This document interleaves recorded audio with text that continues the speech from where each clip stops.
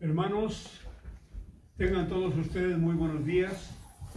Los que están cercanos a la iglesia local, la iglesia Peniel, a los hermanos que viven aquí en California, todos son bienvenidos a la palabra de Dios.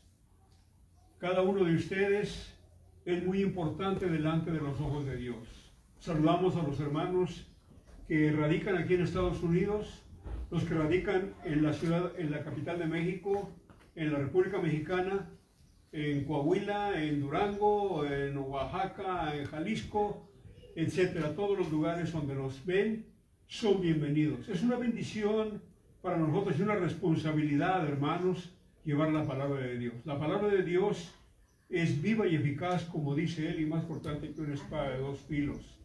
Y nosotros, como portadores de la palabra de Dios, creemos que tenemos que llevar esa palabra limpia y pura, porque no podemos llevar otra cosa que no esté escrito en el libro bendito que el Señor nos dejó. Así que, hermanos, sean todos bienvenidos.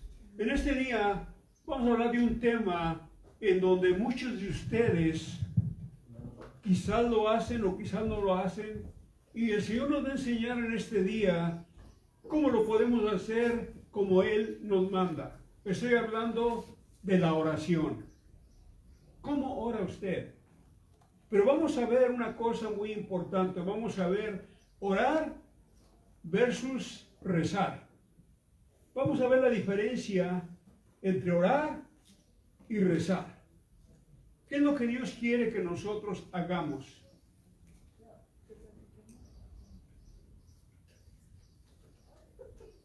Cuando andaba Juan el Bautista, antes de venir, que fue el precursor, el que venía abriendo brecha para abrir al Señor Jesús, para la venida del Señor Jesús, Juan el Bautista tenía muchos discípulos. Y los discípulos de Juan el Bautista, Juan oraba. Ellos oraban todo el tiempo y tenía un grupo muy grande. Pero Juan el Bautista les había dicho muy específicamente: yo no soy aquel que ustedes esperan, yo nada más soy aquella voz que habla en el desierto, abriendo brecha para él. Y cuando Juan el Bautista vio que vino Jesucristo al Jordán para bautizarse, él lo reconoció públicamente. Y dijo: he aquí el Cordero de Dios que quita el pecado del mundo. Cuando le mandaron a preguntar a Juan el Bautista, las autoridades, los sacerdotes, los que estaban en preeminencia en Jerusalén, Juan dijo: yo no soy, yo nada más soy aquel que viene abriendo brecha. Cuando Jesucristo vino y tuvo a sus discípulos, a los seguidores de él, ellos miraban que Jesús también se apartaba para orar. Jesucristo nunca les dijo a ellos que oraran, pero ellos un día les preguntó, uno de ellos le preguntó a Jesucristo y le dijo: enséñanos a orar. Cuando él dijo eso, enséñanos a orar, entonces Jesús les dijo esto. Voy a leer lo que dice el Evangelio de San Mateo en el capítulo 6, del versículo 5 en adelante, al 8. Dice: y cuando ores, no seas como los hipócritas, porque ellos aman el orar en pie en las sinagogas y en las esquinas de las calles para ser vistos de los hombres. De cierto os digo que ya tienen su recompensa. Esto es muy importante. Dice que cuando nosotros oremos, no hay que hacerlo hipócritamente. Dice: no seas como los hipócritas que aman. Las personas de ese tiempo amaban orar para que las personas miraran que lo que ellos hacían. Y vamos a recorrer en la palabra de Dios cuál es la diferencia entonces entre orar y rezar. Yo debo decirles una cosa, hermanos, y los que me están escuchando. Para aquel que conoce la palabra de Dios, la única defensa que nosotros tenemos en esas guerras espirituales es la oración. Amén. La oración es lo único que el Señor nos dejó, porque dijo que todo lo que pidiéramos en su nombre, los recibiremos. Pero vamos a ver cuáles son las calificaciones para que las personas puedan hablar con Dios, porque déjeme decir una cosa, que el Señor no escucha a todas las personas. Y lo vamos a ver a través de la palabra de Dios. Aquí estamos viendo en este capítulo que había personas que eran muy religiosas. Pero el Señor, fíjese lo que dice: cuando ores no seas como los hipócritas. Yo no sé si usted sepa el derivado de la palabra hipócrita, pero la palabra hipócrita era una palabra griega que decía que tú tenías una máscara y aparentabas otra cosa. En ese tiempo había escenas que hacían, o sea, dramas que hacían los griegos, y las personas se ponían una máscara para personificar a la persona o a tal o cual lo que ellos iban a hacer. Y una persona hipócrita es lo que es. Una persona hipócrita te enseña una cara pero tiene otra cara. Y ellos estaban delante de Dios y no seas como los hipócritas, porque ellos aman el orar en pie en las sinagogas y en las esquinas de las calles para ser vistos de los hombres. O sea que ellos oraban, la persona ora para que lo miraran. Qué espiritual es esta persona. El Señor nos está diciendo a nosotros aquí la diferencia entre orar y rezar. Dice que no repitamos, dice, no repitan cuando eres como los hipócritas, porque ellos aman el orar. Fíjense lo que dice: porque para ser vistos de los hombres, de cierto digo que ellos ya tienen su recompensa. El versículo 6 dice: mas cuando tú ores, entra en tu aposento y cerrada la puerta, ora al Padre que está en secreto. Y tu Padre que está en secreto te recompensará en público. Y fíjese bien lo que dice el versículo 7, y aquí es donde está la clave para mirar la diferencia de orar y de rezar. Y dice: y orando no uséis vanas repeticiones como los gentiles que piensan que por su palabrería serán oídos. Esa es la diferencia, hermanos. Cuando usted ora, el Señor quiere que salgan palabras sencillas de su corazón hacia Dios. Pero cuando usted está leyendo algo, usted ya está repitiendo algún pensamiento o alguien escribió. Dice aquí que son vanas repeticiones. Inclusive, hermanos, el Padre Nuestro completo, lo que el Señor les enseñó a orar, dice de esta manera, del versículo 9 al 13, dice: vosotros pues oraréis así: Padre nuestro que estás en los cielos, santificado sea tu nombre. Venga tu reino. Hágase tu voluntad en el cielo como también en la tierra. Y el pan nuestro de cada día, danos de hoy. Y perdona nuestras deudas como también nosotros perdonamos a nuestros deudores. Y no nos metas en tentación. Líbranos del mal, porque tuyo es el reino, el poder y la gloria por los siglos de los siglos. Muchos cristianos o muchos que no son cristianos conocen el Padre Nuestro. Déjeme decirles que el Padre Nuestro no es una oración, aunque se puede hacer, para que usted la repita. Es un modelo que nosotros tenemos que seguir. Por eso el Señor Jesús dijo, cuando dice, vosotros pues oraréis así. Dice que primeramente lo que dice es en el versículo 9, dice que nosotros para orar, dice, Padre nuestro que estás en los cielos y santificado sea tu nombre. Aquí hay una palabra muy interesante. Tenemos que santificar el nombre del Señor. Santificar el nombre de Jesucristo quiere decir honrarlo, darle toda la pleitesía, todo lo que Él se merece porque es de Él. Lo haga usted, hermano, amigo, o no lo haga, es de Él. A Él le pertenece. Jesucristo es el único dueño de ese honor. Nadie más. Y dice que estás en los cielos. Tenemos que pensar cuando oramos, ¿a dónde va elevada tu oración? Tenemos que poner nuestros ojos en el cielo.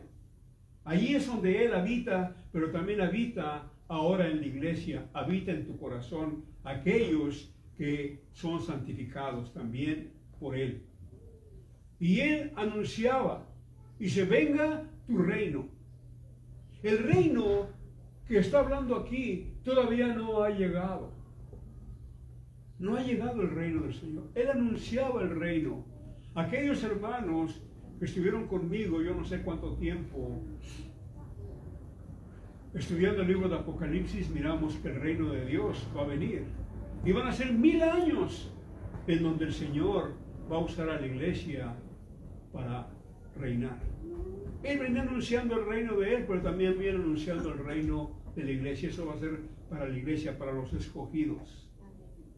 Santificado sea tu nombre, Padre nuestro que estás en los cielos. Hay otra cosa muy interesante, hermanos, que muchos a Dios le dicen Padre. Y la palabra de Dios dice que Él no escucha a los injustos, que Él solamente escucha a los justos. Para poder ser hijo de Dios y para poderle decir Padre, la persona tiene que ser redimida, tiene que arrepentirse de sus pecados, tiene que pedir perdón por ellos. En otras palabras, tiene que hacer una profesión de fe. De otro modo, el Señor no escucha la oración del injusto. No importa cuántas palabras le diga. Y para poder ser hijo de Dios, tenemos que seguir las reglas, lo que Él pide. Primeramente, reconocer que uno es pecador. Todos los que estamos aquí, espero que reconozcamos o hemos reconocido que somos pecadores. Pedimos perdón por nuestras culpas, por nuestras faltas, y lo recibimos a Jesucristo como nuestro único y suficiente Salvador.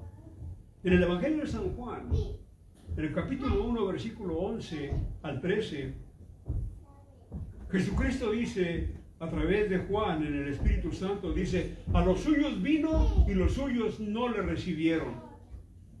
¿Quiénes eran los suyos? ¿De qué estaba hablando Juan? Los suyos, hermano, dice que a los suyos vino. Jesucristo vino a los judíos, a los suyos, pero los suyos no le recibieron. Pero a los que le recibieron, que esos son los redimidos, que esos son los que piden perdón, que esos son los que reconocen que han fallado y dicen, Señor, sí, perdóname, entra a mi corazón. Pero a los que le recibieron, a los que creen en su nombre, porque para tener eso a través de la fe tenemos que creer que Cristo es el Señor, hermanos. Amén. Porque si no creemos que Cristo es el Señor, ¿de qué sirve, hermanos, estar aquí reunidos?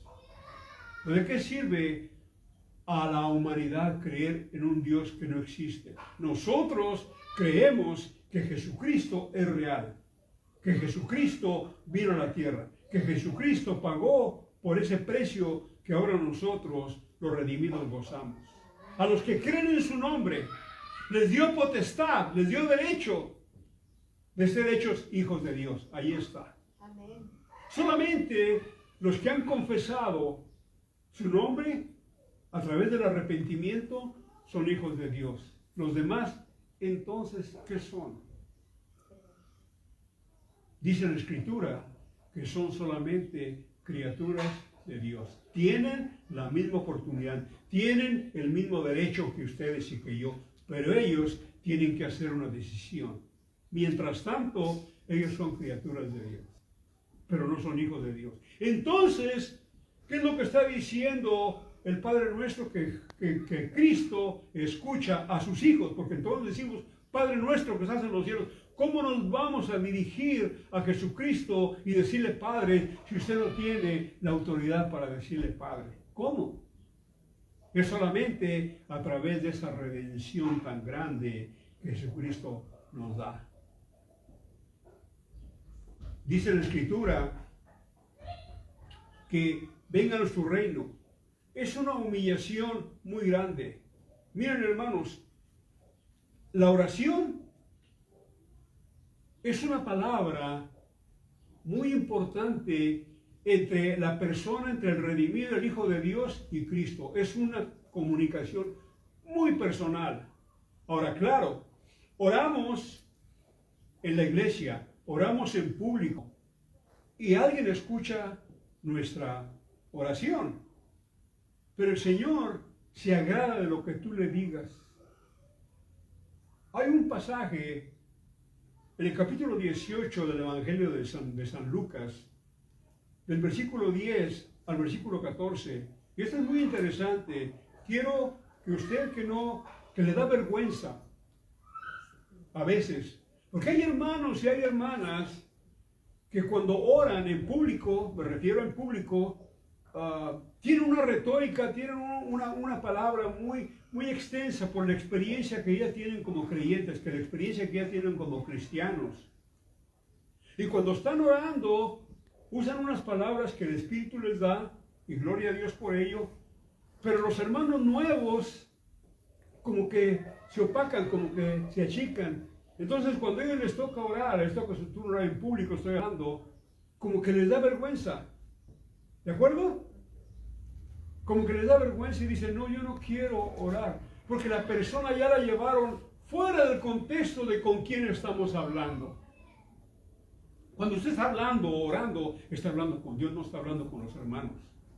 El hermano se puede edificar, correcto, pero usted no está tratando de impresionar a nadie. Déjame decir una cosa, hermano, no importa qué tan florido sea su lenguaje o qué tan bonito hable, usted no va a impresionar con eso a Dios. Dios no se impresiona con nada de eso.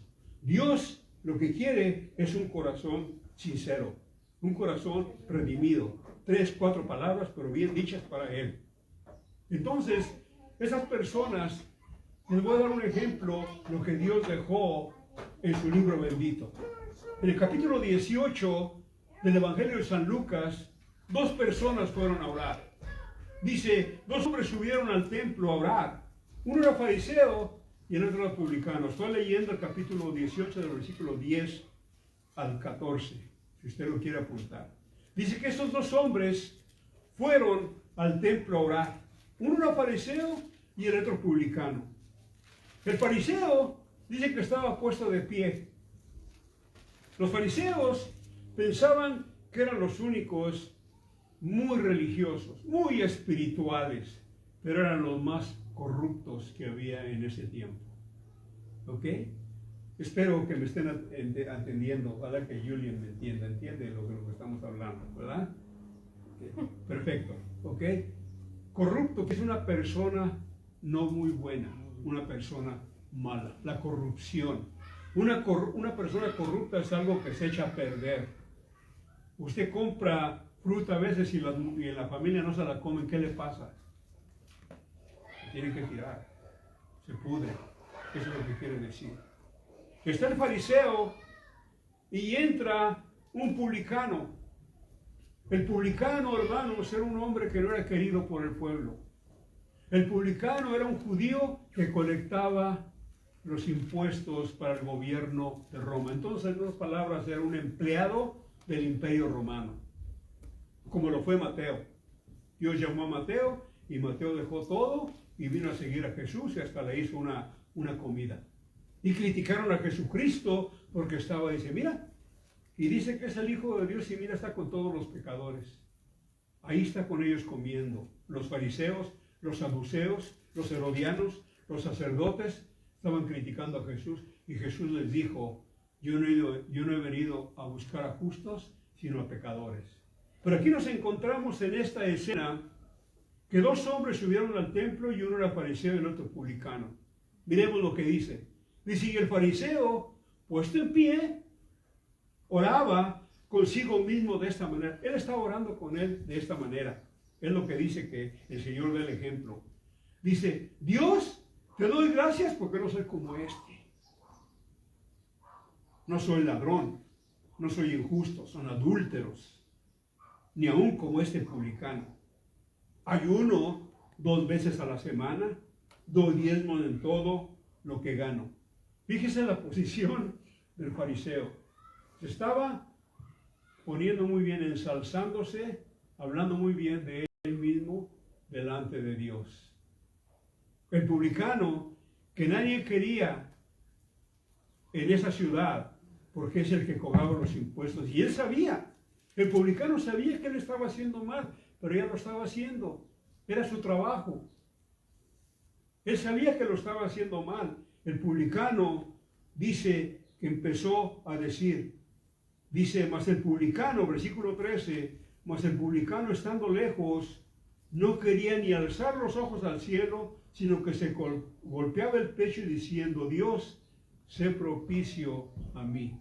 En otras palabras, el fariseo, hablando muy bien de él y mirando, comparándose con los demás, con el otro que estaba ahí, que era el publicano. El publicano dice que ni siquiera quería levantar los ojos al cielo, porque él sabía la posición de él. Estaba humillándose delante de Dios, pidiendo perdón por él. Nada más decía, por favor, sé propicio es perdóname. Perdóname por lo que soy. ¿Cuál fue el resultado? En el versículo 14, cuando dice Dios sé propicio a mí, pecador. Él reconocía que era pecador. Pero mira el versículo 14, dice, os digo que éste descendió a su casa justificado, antes que el otro. O sea, de los dos que estaban hablando con Dios, el publicano fue el que Dios escuchó la oración de él. Del publicano, del fariseo, no fue escuchada. Por eso el Señor nos enseña a través de estas Padre Nuestro, cómo nosotros tenemos que acercarnos, cómo podemos tener esa palabra con el Señor Jesús. Ahora miren lo que dice al terminar el versículo 14.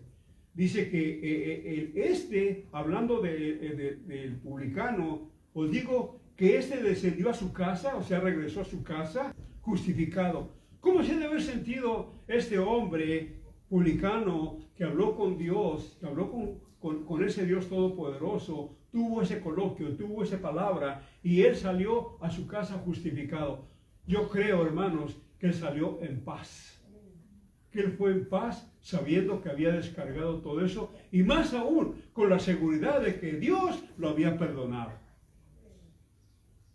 ¿Te acuerdas, hermano, cuando nosotros vinimos y levantamos nuestra mano y dijimos, sí, Señor, yo soy pecador, entra a mi corazón? Nos fuimos a la casa, ¿cómo? Justificados. ¿Ok? Y dice, sigue diciendo, entonces dice, antes que el otro, porque cualquiera que se enaltece, ¿quién se estaba enalteciendo aquí? El fariseo. El que se enaltece será humillado, y el que se humilla será enaltecido. Por eso, hermanos, es muy importante tener esta oración.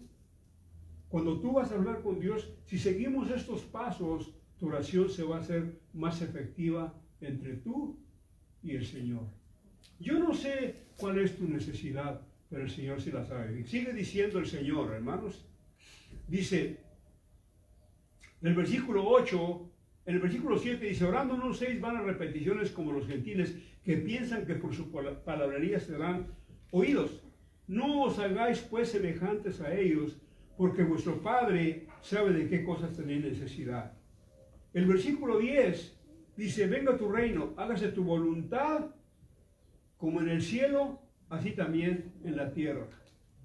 Yo personalmente, hermanos, creo que aquí, en esta parte, es donde muchos de nosotros fallamos. Aquí dice, hágase tu voluntad como en el cielo, así también en la tierra. Muchos de nosotros, cuando estamos orando, queremos, nada más repetimos, hágase, Señor, tu voluntad, pero no hacemos la voluntad de nosotros. Pedimos una cosa y estamos haciendo la voluntad nuestra, no la voluntad de Dios. Y aquí decimos, hágase tu voluntad. El Señor Jesús dice, hágase tu voluntad en el cielo, así en el cielo, como también en la tierra. Hay veces que tenemos luchas, tenemos pruebas, tenemos cosas que pedir al Señor, pero cuando se las pedimos, como que no nos estamos humillando Y como que estamos demandando más bien en lugar de pedir. Y aquí dice que nosotros debemos hacer la voluntad de Dios. Hágase tu voluntad. Y nosotros hacemos la voluntad de nosotros. El padre y la madre le dice a su hija, a su hijo, haz esto, esto, esto, especialmente cuando están creciendo, y el hijo dice que sí, pero allá afuera hace otra cosa. Y como cristianos es lo mismo. Le pedimos a Dios una cosa y hacemos otra cosa. Dice, venga tu reino, hágase tu voluntad en el cielo como en la tierra. Dice, el pan nuestro de cada día, dánoslo hoy. Esa es una oración perfecta, esa es una oración de piedad, esa es una oración de necesidad. Porque en lugar de pedir cosas que no nos satisfacen, que nos satisfacen o que no nos satisfacen o que no nos hacen bien, pedir el pan nuestro de cada día es pedir el alimento diario. Ustedes y yo, bueno, yo ya no salgo a trabajar, pero el Señor me tiene todavía trabajando en su obra, pero secularmente yo salía a trabajar todos los días. ¿Por qué salía a trabajar? Porque a través de mi trabajo producía lo suficiente para llevar el pan a la mesa de mi familia. Y eso es lo que se hace. El pan nuestro de cada día, dándole hoy, viene a través de tu trabajo, viene a través de tu esfuerzo, viene a través del sudor de tu frente. Ganarás el pan con el sudor de tu frente, le dijo el Señor a Adán cuando ellos fallaron. Y es lo que nosotros debemos de verlos. Aquellos que todavía no tienen esa responsabilidad, que todavía son hijos de familia, gloria a Dios. Todavía viven sin esa responsabilidad. Saben que en su casa hay pan, saben que en su casa hay techo, saben que en su casa hay un lugar para descansar, pero el día que se independicen, entonces va a ser una cosa diferente. Van a tener que ver la vida de diferente modo como es. El pan nuestro de cada día, dánosle hoy. Esa es la oración que el Señor se agrada. Esa es la oración que el Señor quiere que nosotros hagamos. Y ahora dice el siguiente versículo, el 12, y perdona nuestras deudas como también nosotros perdonamos a nuestros deudores. Aquí también es a donde nosotros fallamos. Venimos al Señor, oramos, pero tenemos una deuda pendiente hasta con tu enemigo. Y no oramos por él. El Señor nos insta, nos invita, nos dice que nosotros tenemos que orar hasta por nuestros enemigos. Y no lo hacemos. O por aquellos que nos hicieron alguna cosa. Dice, perdona nuestras deudas, como también nosotros perdonamos a nuestros deudores.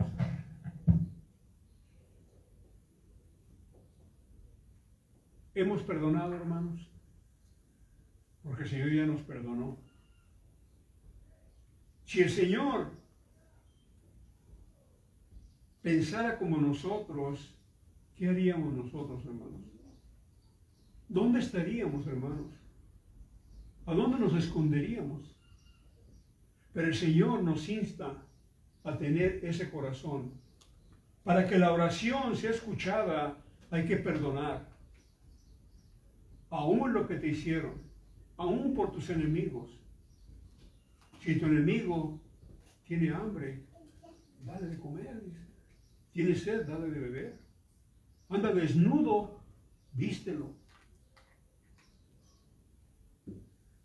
Como también nosotros perdonamos.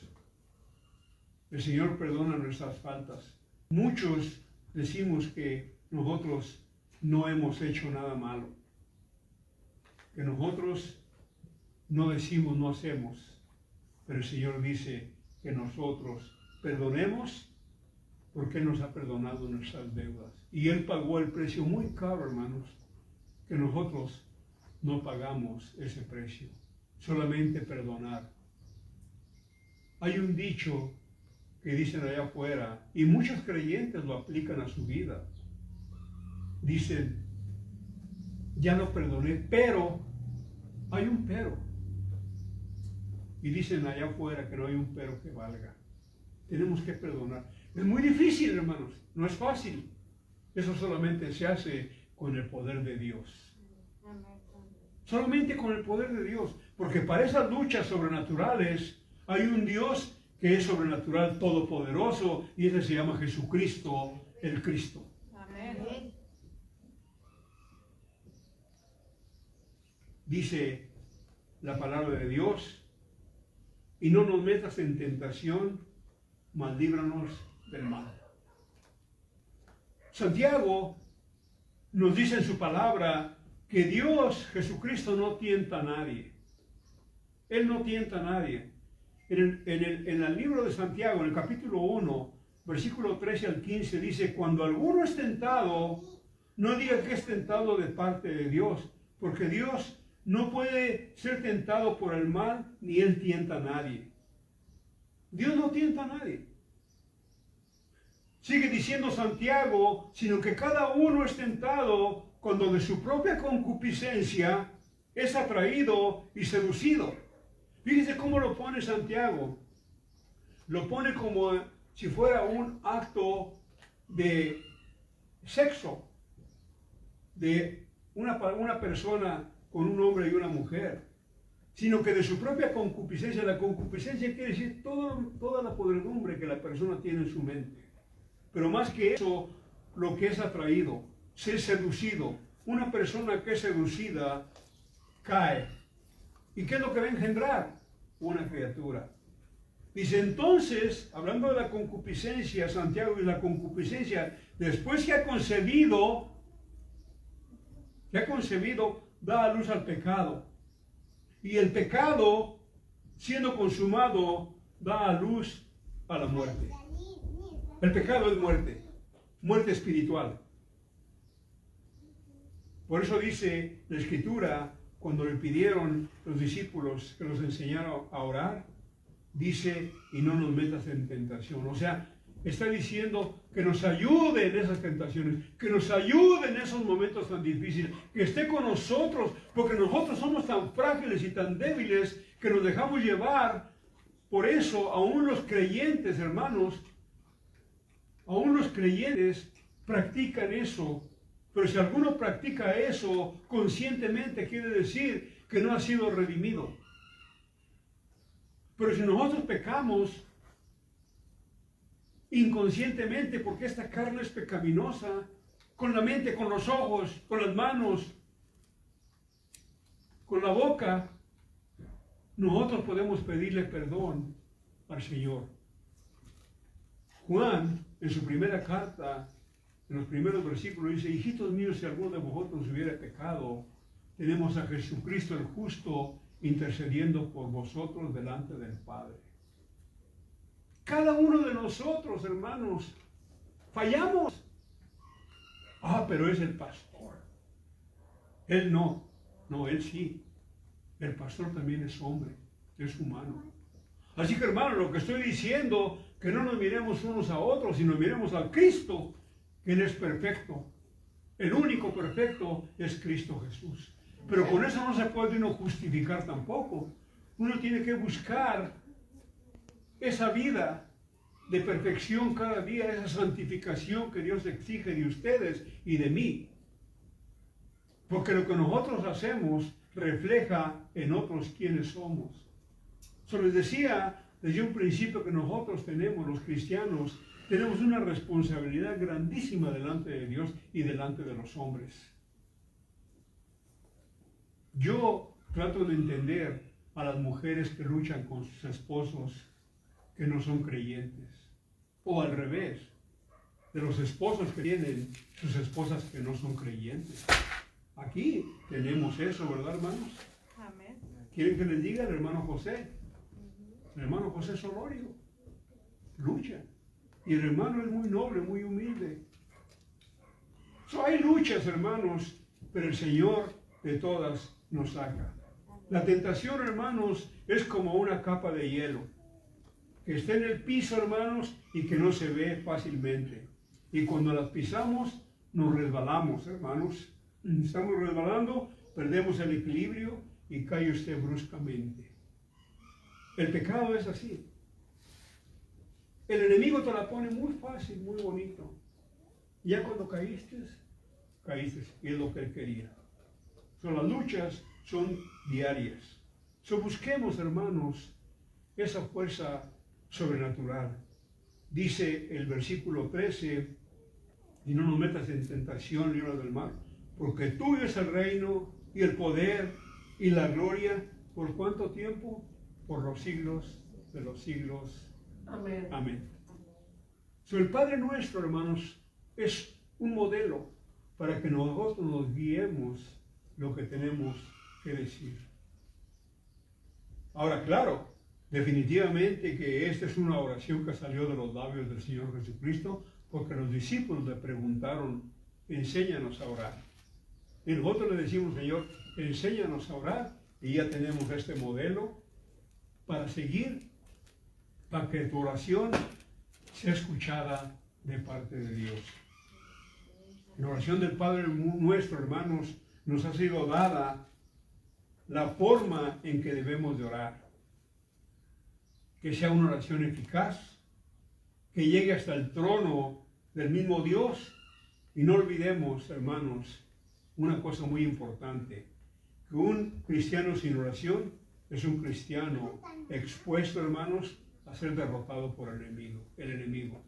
Y yo me voy más lejos, hermanos.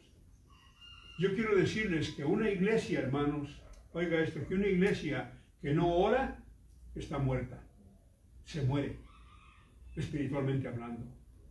Tenemos que tener ese canal que el Señor nos dejó, que es la oración. Y la oración que el Señor nos dejó es el Padre nuestro. Lo hemos visto muchas veces.